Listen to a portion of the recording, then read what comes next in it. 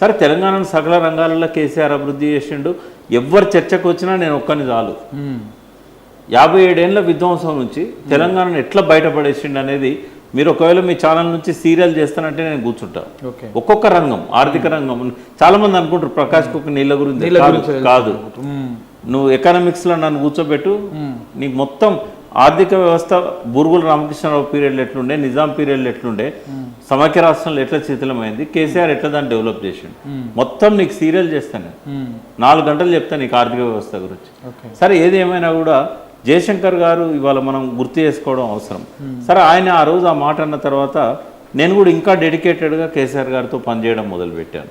సరే ఆయన చేతిలో ఇవాళ కాళేశ్వరం ప్రాజెక్టు పూర్తయింది. నేను చాలాసార్లు అన్నా, తెలంగాణ తెచ్చిండనేది మర్చిపోతారేమో జనాలు, భవిష్యత్ తరాలు, కానీ కాళేశ్వరం ఎప్పటికీ వాళ్ళకి కనబడుతూనే ఉంటుంది. యాదాద్రి ఎట్లా కనబడుతుందో కాళేశ్వరం ఇప్పటికి కనబడుతూనే ఉంటుంది. బట్ అన్ఫార్చునేట్లీ ఒక పియర్ కుంగింది. నాకు ఇప్పటికీ నేను సీరియస్ డౌట్ ఏంటంటే అది ప్రమాదవశాత్తు జరిగే అవకాశమే లేదు. ఎందుకంటే ఈ ఎంత ఎత్తున్నదో ఇంత మందంతోనే రాఫ్ట్ ఉంటుంది. ఈ రాఫ్ట్ మధ్యలో బీటలు బారడం అనేది సాధ్యం కాదు. మధ్యలో బీటలు బారది.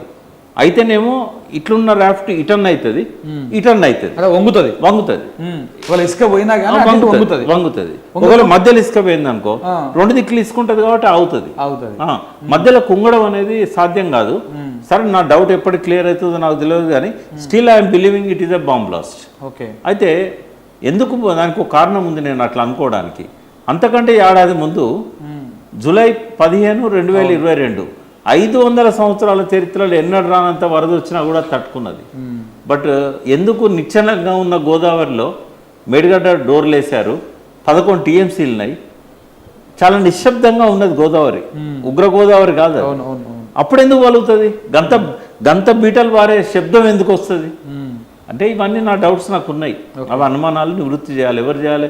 ఎన్డీఎస్ఏ అన్న చేయాలి, లేకపోతే ఇప్పుడు వచ్చే నిపుణుల బృందం అన్న చేయాలి.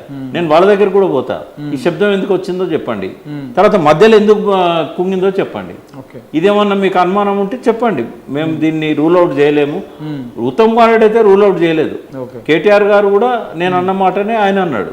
అన్నోళ్ళు ఏమన్నారంటే వాళ్ళు అప్పుడు ఎందుకు చేయలేదు ఎంక్వైరీ అన్నాడు తప్ప రూల్ అవుట్ చేయలేదు, బాంబ్ బ్లాస్ట్ కాదని కొట్టిపడేస్తలేదు. కానీ తెలంగాణ ప్రజలైతే నమ్ముతున్నారు, ఏదైనా చేయడానికి సమర్థులు. ఇటువంటిది చేసే అవినీతి ఉన్నదని చెప్పి ఆరోపణ చేసి దానికి సాక్ష్యం కోసం ఇది చేశారు. వీళ్ళు అధికారంలోకి రావడానికి ఇంత కుట్ర చేశారని జనమైతే అనుకుంటున్నారు ఉత్తర తెలంగాణ.